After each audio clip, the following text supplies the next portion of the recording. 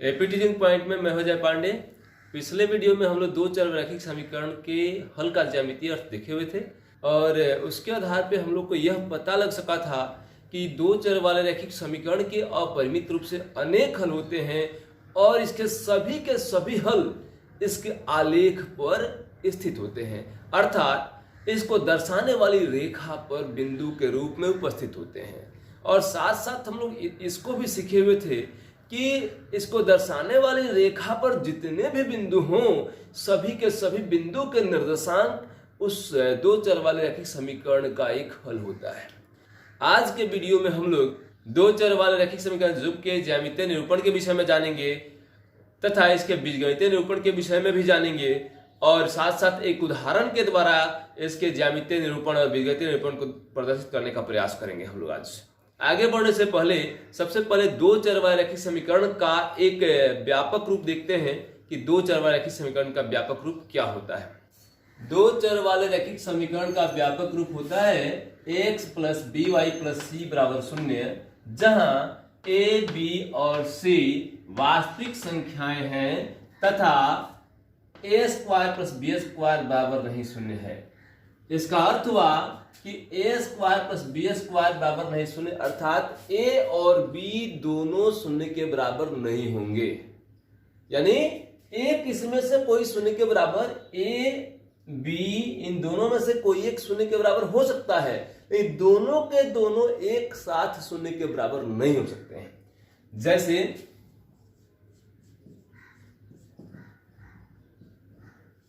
2x plus 3y बराबर 5, 3x minus 9 बराबर y, 7x बराबर 5 घटाओ 2y, 5x बराबर 25, 17 बराबर y आदि। अब देखने पर यहां यह एक चर वाला रैखिक समीकरण है, एक चर वाला रैखिक समीकरण भी है, लेकिन हम यहां पर एक y को शून्य के गुणांक के रूप में हम लोग व्यक्त कर सकते हैं। जैसे 9th क्लास में हम लोग पढ़े हुए थे कि एक चर वाला रैखिक समीकरण दिया था और उसे दो चर वाला रैखिक समीकरण के रूप में व्यक्त करके हम लोग दर्शाए हुए थे। तो उसी प्रकार से यहां दे रहा है कि a और b दोनों के दोनों शून्य नहीं हो सकते हैं। एक कोई शून्य हो जाए तो कोई दिक्कत नहीं है, हम उसको दो चर वाले रैखिक समीकरण के रूप में व्यक्त कर सकते हैं। ये दोनों के दोनों एक साथ शून्य नहीं हो सकते हैं, अर्थात इसमें दो चर है x और y, यह दोनों दो चर रैखिक समीकरण है, यह भी दो चर का रैखिक समीकरण है, यह भी दो चर का रैखिक समीकरण है, लेकिन इसमें एक चर है, इसमें भी एक चर है, लेकिन हम इसे दो चर के रूप में व्यक्त कर सकते हैं। यानी कि हम चाहें इसको तो ऐसा लिख सकते हैं 5x प्लस 0y बराबर 25। तो इस प्रकार से हम इसे भी व्यक्त कर सकते हैं, अर्थात ये दोनों दो चर रैखिक समीकरण में गिनती इनकी होगी। अब हम लोग दो चर रैखिक समीकरण जूम को परिभाषित करेंगे। दो समान चर जैसे x और y, x और y के अतिरिक्त हम जो चाहे सो ले सकते हैं, mn लिख सकते हैं, pq ले सकते हैं, rs ले सकते हैं, जो हमारी इच्छा उसे ले सकते हैं।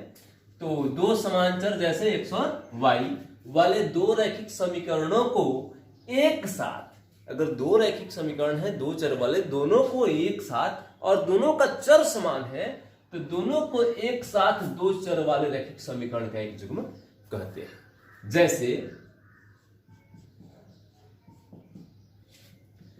2x प्लस 3y बराबर 16, 3x minus 2y is equal to 25, यह दो समीकरण हो गए और दोनों समीकरण को हम एक साथ रैखिक समीकरण जुग्म कहेंगे। दो चर वाले रैखिक समीकरण युग्म, यह दो चर वाला रैखिक समीकरण जुग्म हो गया। अब इसके व्यापक रूप को देखते हैं हम लोग। दो चर वाले रैखिक समीकरण जुग्म का व्यापक रूप a1x plus b1y plus c1 is equal to 0, a2x plus b2y plus c2 is equal to 0, जहां a1, b1, c1, a2, b2 और c2 वास्तविक संख्याएं हैं, अर्थात अचर संख्याएं हैं।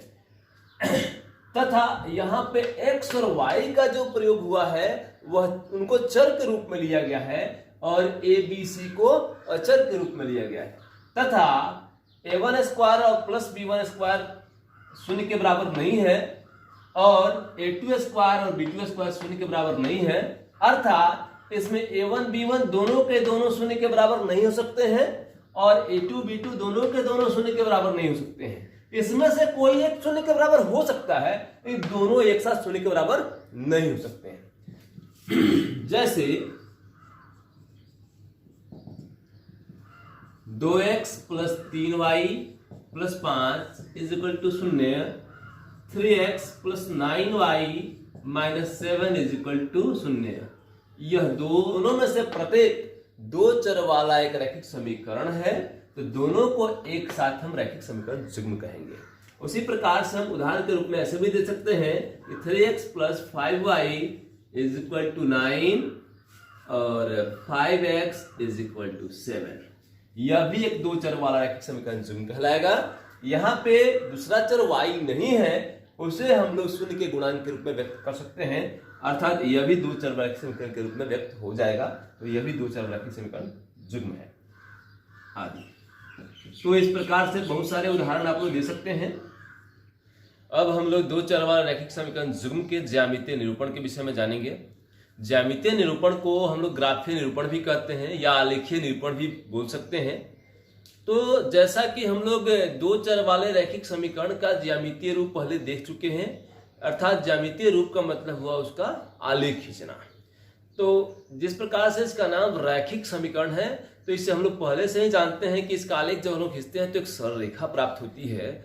और यहाँ पर रैखिक समीकरण युग्म है, अर्थात दो समीकरणों का एक जोड़ा है। तो दोनों समीकरणों का जब हम आलेख खींचेंगे तो दो सरल रेखाएं हमें प्राप्त होंगी और ये दो सरल रेखाएं किसी तल में अगर दर्शाई जाएं तो एक किन किन परिस्थितियों में हो सकती हैं, आइए थोड़ा सा हम लोग सोचते हैं। जब दो सरल रेखाओं को हम किसी आलेख पर दर्शाते हैं, किसी ग्राफ पर दर्शाते हैं, तो ये दोनों सरल रेखाएं जो हैं सो समांतर हो सकती हैं, अर्थात ऐसी सरल रेखाएं हमें प्राप्त हो सकती हैं जो कभी भी एक दूसरे को नहीं काटे, यानी कि एक दूसरे को कभी प्रतिच्छेद नहीं करे। दूसरी परिस्थिति में हमें ऐसा मिल सकता है कि दो सरल रेखाएं ऐसी प्राप्त हो सकती हैं जो एक दूसरे को प्रतिच्छेद करती हों, अर्थात एक बिंदु पर एक दूसरे को काटती हों। तीसरी स्थिति हमें प्राप्त हो सकती है कि दो रेखाएं ऐसी हों कि जो एक दूसरे के ऊपर स्थित हों, अर्थात दोनों समपाती हों। तो इस प्रकार से तीन प्रकार के आलेख हमें प्राप्त हो सकते हैं। रैखिक समीकरण युग्मों के तीन प्रकार के आलेख प्राप्त हो सकते हैं, एक प्रतिच्छेदी, दूसरा समांतर और तीसरा समपाती। नोट के रूप में हम लोग अपने कॉपी में नोट कर सकते हैं। देखिए, दो चर वाला रैखिक समीकरण युग्म का ज्यामितीय निरूपण अर्थात ग्राफीय निरूपण। यदि एक तल में दो रेखाएं दी हों तो निम्न में से कोई एक स्थिति संभव है। पहली स्थिति, दोनों रेखाएं एक बिंदु पर प्रतिच्छेद करती हैं, अर्थात इस प्रकार की होंगी, प्रतिच्छेदी होंगी। दूसरा, दोनों रेखाएं प्रतिच्छेद नहीं करती हैं, अर्थात वे समांतर हैं, अर्थात इस प्रकार की होंगी, अर्थात वे एक दूसरे को कभी भी प्रतिच्छेद नहीं करेंगी, नहीं काटेंगी। तीसरा, दोनों समपाती हैं, अर्थात दोनों रेखाएं एक दूसरे के ऊपर स्थित हैं, इधर उधर नहीं है। अब हम लोग जानेंगे दो चर वाला रैखिक समीकरण युग्म के बीजगणितीय निरूपण के विषय में। इसके पहले हम लोग दो चर रैखिक समीकरण युग्म के ज्यामितीय निरूपण के विषय में देखे हुए थे। तो ज्यामितीय निरूपण का मतलब होता है कि उसे एक आलेख पर प्रदर्शित करना, यानी दो चर वाले रैखिक समीकरण का आलेख खींच देना, एक सरल रेखा के रूप में दर्शा देना। लेकिन बीजगणितीय निरूपण का मतलब होता है उसे दो चर वाले रैखिक समीकरण के रूप में व्यक्त करना। तो आइए हम लोग एक उदाहरण लेते हैं और उदाहरण के द्वारा दो चर वाले रैखिक समीकरण युग्म को बीजगणितीय रूप में प्रदर्शित करना सीखेंगे। उदाहरण के रूप में हम लोग अनुच्छेद 301 को लेते हैं। इसमें किताब को इंग्लिश से हिंदी में ट्रांसलेट करके लिखते समय कुछ गलतियां हो गई हैं, जिसे मैं सुधार करके इसमें लिख दिया हूँ। मैंने इंग्लिश वाला बुक देखा और फिर हिंदी वाला बुक देखा, अर्थ में जो अंतर आ गया था उसको मैंने सुधार करके इसमें लिख दिया है और लिख करके तब मैं उस प्रश्न को बना रहा हूँ। देखिएगा, अखिला अपने गांव के एक मेले में गई। वह चरखी की सवारी करना चाहती थी और हुपला खेल खेलना चाहती थी। वह चरखी की सवारी और हुपला खेल खेलना चाहती थी। उसके द्वारा खेले गए हुपला खेल की संख्या, उसके द्वारा खेली गई चरखी की सवारी की संख्या की आधी है। यानी हुपला खेल की संख्या जो है वह चरखी की सवारी की संख्या की आधी है। लेकिन हमारे किताब में दे दिया है क्या, हिंदी वाले बुक में दे दिया है कि हुपला खेल की संख्या की आधी चरखी की सवारी है, जो हमारे अर्थ को बदल देता है। इसलिए मैंने इंग्लिश वाला बुक देखा और उसको सुधार करके ऐसे लिख दिया हूं, हुपला खेल की संख्या उसके द्वारा की गई चरखी की सवारी की संख्या की आधी है। यदि प्रत्येक बार सवारी के लिए 3 रुपया तथा हुपला खेलने के लिए 4 रुपया खर्च करने पड़े, यदि उसने कुल 20 रुपये खर्च किए तो इस स्थिति को बीजगणितीय तथा ज्यामितीय रूप में व्यक्त कीजिए। अब इसे हम लोग बीजगणितीय और ज्यामितीय रूप में व्यक्त करना सीखेंगे। आइए सबसे पहले बीजगणितीय रूप में व्यक्त करते हैं, अर्थात उसे 2 चर वाले रैखिक समीकरण के रूप में व्यक्त करते हैं। फिर उसके बाद इसका हम लोग ज्यामितीय निरूपण करेंगे। हल करते हैं इसका हम लोग। माना कि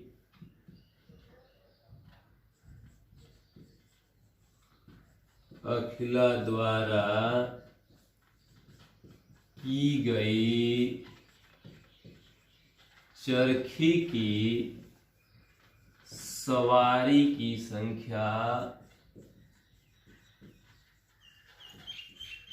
x तथा हुपला खेलने की संख्या y है। इसलिए प्रश्न के प्रथम शर्त से अब हमने क्या किया कि चरखी के सवारी की संख्या को x और हुपला के खेल खेलने की संख्या को y मान लिया हमने। तो प्रश्न कहता है कि उसके द्वारा खेले गए हुपला खेल की संख्या उसके द्वारा की गई चरखी की सवारी की संख्या की आधी है। तो हुपला खेल की संख्या को यहाँ y माना गया है और चरखी की सवारी की संख्या को x माना गया है। तो हुपला खेल की संख्या जो है वह चरखी की सवारी की संख्या के आधा के बराबर है, अर्थात y जो है वह x के आधा के बराबर होगा। इसलिए हम लोग प्रश्न के प्रथम शर्त से लिख देंगे y बराबर 1/2x, यानी चरखी की सवारी की संख्या के आधा के बराबर है हुपला खेल की संख्या। इसलिए y बराबर 1/2x हो गया।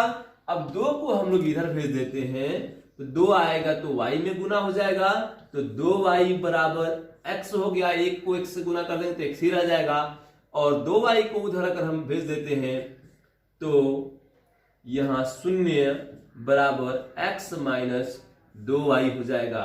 इसलिए हम लोग x minus 2y is equal to 0, इसको समीकरण नंबर 1 कर देंगे हम लोग। इस प्रकार हम लोग यहाँ पहला समीकरण प्राप्त कर चुके हैं, अर्थात पहले शर्त को हम लोग बीजगणितीय रूप में व्यक्त कर चुके हैं। अब प्रश्न के दूसरे शर्त से, अब दूसरे शर्त को देखते हैं। प्रश्न कह रहा है कि यदि प्रत्येक बार सवारी के लिए उसे 3 रुपया तथा हुपला खेल खेलने के लिए 4 रुपये खर्च करने पड़े, एक बार अगर वह चरखी की सवारी करती है तो 3 रुपया लगता है, एक बार अगर हुपला खेल खेलती है तो 4 रुपया खर्च करना पड़ता है, और उसने कुल मिलाकर के 20 रुपये खर्च किए हैं। अखिला ने कुल मिलाकर 20 रुपये खर्च किए हैं। तो अगर जैसे मान लेते हैं कि एक कलम का मूल्य अगर 5 रुपया है तो 3 कलम का मूल्य 5 तिया 15 रुपया हुआ। उसी प्रकार से अगर x बार अगर एक बार चरखी की सवारी किया जाए तो 3 रुपया खर्च लगता है। तो अगर 5 बार करे तो 5 तिया 15 रुपया लगेगा, 7 बार करे तो 7 तिया 21 रुपया लगेगा। तो x बार करेंगे चरखी की सवारी तो उसको 3 से गुना करने पर 3x रुपया लगा। अगर एक बार चरखी की सवारी के लिए 3 रुपया लगते हैं तो x बार चरखी की सवारी के लिए 3x रुपये लगेंगे। उसी प्रकार से एक बार हुपला खेलने के लिए अगर 4 रुपये लगते हैं तो y बार हुपला खेलने के लिए 4 और y को गुना कर देंगे तो कुल खर्च रुपए निकल जाएंगे कि कितने रुपए खर्च हुए। तो 4 और y में गुना कर देंगे तो 4y रुपए हो गए, यानी कि 3x रुपया लग गया आपको चरखी की सवारी करने के लिए, 4y रुपया लग गया आपको हुपला खेल खेलने के लिए, और कुल मिलाकर के उसके 20 रुपये खर्च हुए हैं। इसलिए दोनों रुपयों को अगर जोड़ देंगे तो कुल खर्च रुपया निकल जाएगा, अर्थात 3x + 4y = हो गया 20। और ये हो गया आपका समीकरण नंबर 2। तो इस प्रकार से इस समीकरण को बीजगणितीय रूप में हम लोग प्रदर्शित कर चुके हैं। अब इसको ज्यामितीय रूप में प्रदर्शित करना है तो इसके लिए हमें इसका प्रत्येक समीकरण का 2-2 हल ज्ञात करना होगा और उसको आलेखीय रूप में प्रदर्शित करना होगा। आइए देखते हैं इस प्रश्न को हम लोग बीजगणितीय रूप में प्रदर्शित कर चुके हैं। अब उसको ज्यामितीय रूप में प्रदर्शित करने के लिए हमें इसके हलों की सारणी को ज्ञात करना पड़ेगा। आइए देखते हैं, पहला समीकरण जो हम लोग ज्ञात किए थे वह x - 2y = 0 था।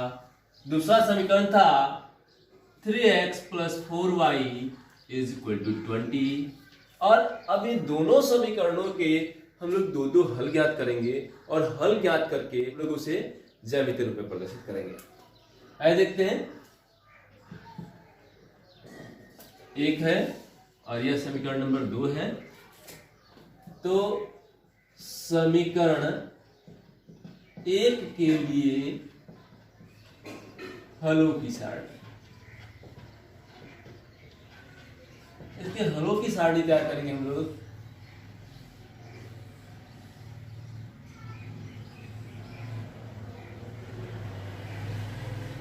दो चर वाले रैखिक समीकरण का आलेख खींचने के लिए केवल 2 हल पर्याप्त हैं, इसलिए 2 हल ही हम निकालेंगे।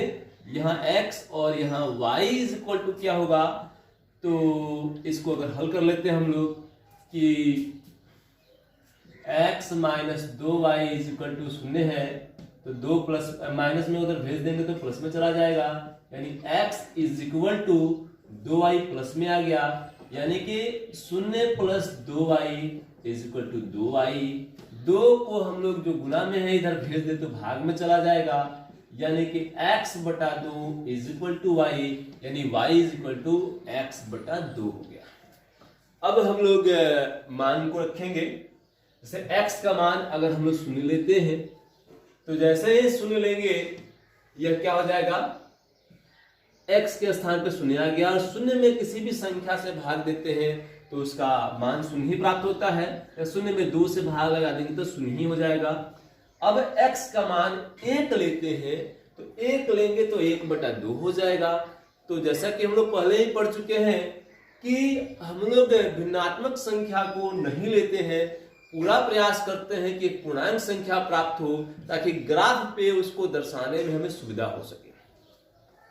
तो 1/2 लेंगे, उसको दर्शा सकते हैं लेकिन ऐसे भिन्न भी प्राप्त हो जाएंगे, इसको ग्राफ पर दर्शा पाना बहुत कठिन होता है, इसलिए हम भिन्नात्मक संख्या को छोड़ देते हैं, पूर्णांक संख्या को ही लेते हैं। इसलिए हम x का मान यहाँ पे 2 रख देते हैं। जैसे ही x का मान 2 होगा, 2 से यह कट करके 1 में परिवर्तित हो जाएगा और y का मान 1 निकल जाएगा। तो 2 हल हम लोग इसका निकाल लिए। अब इसके हल की संख्या देखते हैं। समीकरण 2 के लिए हलों की सारणी। समीकरण 2 के लिए हलों की सारणी। अब इसके लिए हम लोग हल की सारणी निकालते हैं।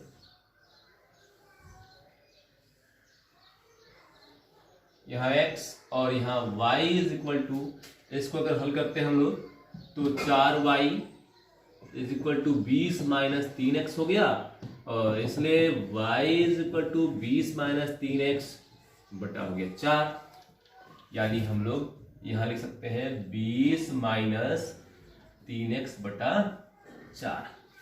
तो अब हम लोग x का मान रखेंगे। x का मान अगर हम लोग शून्य रख देते हैं, शून्य रख दिए तो क्या हो गया, यह 3 में शून्य से गुना हो गया तो शून्य हो गया, 20 में से शून्य माइनस होगा तो 20 ही बचेगा, और 20 में 4 से भाग लग जाएगा तो 5 मरते कटेगा, यानी कि यहाँ चला आएगा 5। अब इसके बाद हम लोग अगर x का मान 1 रखते हैं तो 3 एकम 3, 20 में से 3 गया 17 बचेगा, 17 बटा 4 जो विभाजित नहीं हो पाएगा, एक पूर्णांक संख्या नहीं प्राप्त होगा, इसलिए हम लोग 1 नहीं रखेंगे। 2 रखते हैं तो 3 दूनी 6, और 20 में 6 हो गया 14, 14 बटा 4 वो भी नहीं कटेगा पूरी तरह से, उसको भी छोड़ देंगे। 3 रखेंगे तो 3 तिरका 9, 20 में से 9 गया 11, फिर भी नहीं कटेगा। 4 रखते हैं, 4 के 12, 20 में से 12 चला गया 8 आया, और 8 4 से कट जाएगा 2 मत में, इसलिए हम लोग यहाँ पे 4 रख देते हैं। 4 के 12 हो गया, 12 20 में से गया 8 बचेगा, और 8 में 4 से भाग ले जाएगा तो 2 हो गया। यानी कि जो भी हमें मान यहाँ प्राप्त हुए सब पूर्णांक संख्या मान प्राप्त हुए, उसे हम लोग ग्राफ पर आसानी से दर्शा सकते हैं, इसलिए हम लोग यहाँ पे पूर्णांक संख्या मान ज्ञात करते हैं। अब इसे हम लोग क्या करेंगे, यहाँ समीकरण इसको आलेख पर दर्शा देंगे, और आलेख पर दर्शाना ही, और अब हम लोग इन मानों की सहायता से दोनों समीकरणों का आलेख खींचेंगे, और इन समीकरणों का आलेख खींचना ही ज्यामितीय प्रदर्शन कहलाता है, और हम अपने हल को प्राप्त कर लेंगे। अभी हम लोग 2 समीकरणों का जो हल ज्ञात किए थे उसे हम लोग याद रखने के लिए यहाँ बगल में लिख लिए हैं। अब इसे ग्राफ पर दर्शाना है। हमारे पहले समीकरण का पहला बिंदु जो है 0 0 है, यानी x का मान भी 0 है और y का मान भी 0 है, अर्थात वह मूल बिंदु को दर्शाता है, तो यह हो गया आपका मूल बिंदु। और दूसरा जो है वह x में 2 और y में 1 है, यानी x में 2 के लंबवत खींचा गया रेखा और y में 1 के लंबवत खींचा गया रेखा एक दूसरे को जिस बिंदु पे काटते हैं उसी बिंदु के द्वारा दर्शाया जाता है, तो यह बिंदु हो गया आपका दूसरा बिंदु। अब इन दोनों को हम लोग एक स्केल की सहायता से मिला देते हैं तो इसका ज्यामितीय निरूपण हो जाता है। तो देखिए हम लोग इन दोनों को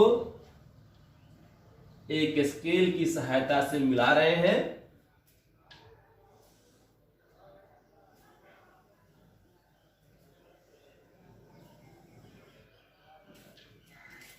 अब हम लोग इन्हें मिला दिए हैं और इन बिंदुओं के नाम दे देते हैं A और B।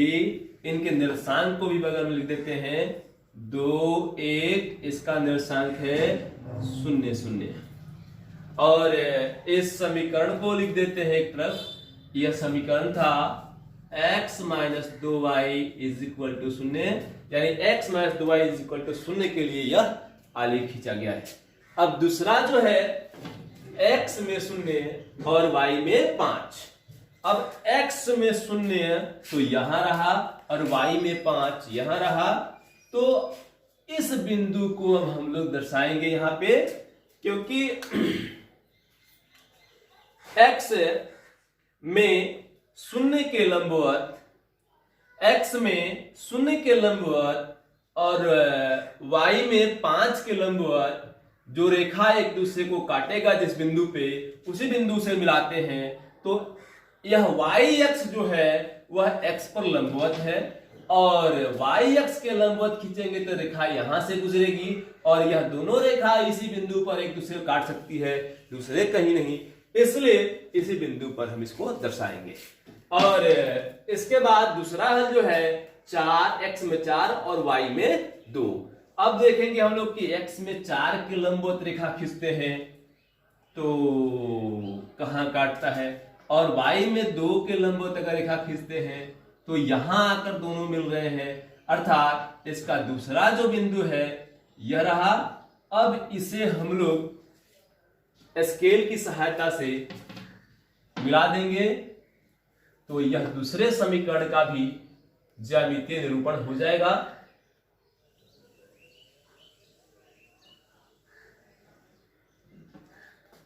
अब इसे हम लोग मिला दिए हैं तो इस प्रकार हम लोग इसके भी ज्यामितीय निरूपण को दर्शाने में सफल हो गए। अब इसको हम लोग P नाम दे देते हैं। इसका निर्देशांक हो गया 0, 5 और इसको Q नाम दे देते हैं। इसका निर्देशांक हो गया 4, 2 और यह समीकरण जो हो गया 3x + 4y = 20।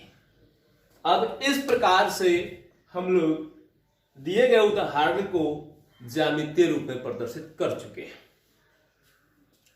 अब प्रदर्शित करने के बाद यहां एक चीज हम लोग देख रहे हैं कि दिए गए दोनों समीकरणों के आलेख जो है एक दूसरे को एक बिंदु पे काट रहे हैं और वह बिंदु है Q जिसका निर्देशांक 4, 2 है। इसके विषय में हम लोग आगे पढ़ेंगे, आने वाले चैप्टर में पढ़ना है। आगे हम लोग जानेंगे इसके विषय में कि जब दो चर वाले दो रैखिक समीकरणों के आलेख एक दूसरे को जिस बिंदु पे काटते हैं वही उनका एक उभयनिष्ठ हल, उन समीकरणों का हल कहलाता है। फिर आगे देखेंगे हम लोग।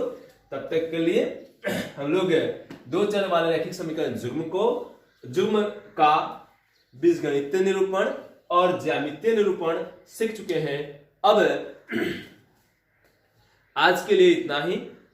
आपके लिए तब तक होमवर्क के रूप में प्रश्नावली 3.1 रहता है। अब आप लोग प्रश्नावली 3.1 के सभी प्रश्नों को आसानी से बना सकते हैं। तो आप लोग प्रश्नावली 3.1 के सभी प्रश्नों को अब बनाएं। फिर अगले वीडियो में मैं प्रश्नावली 3.1 के प्रश्नों को हल करूंगा और हल करके फिर आगे बढ़ूंगा। तब तक के लिए धन्यवाद।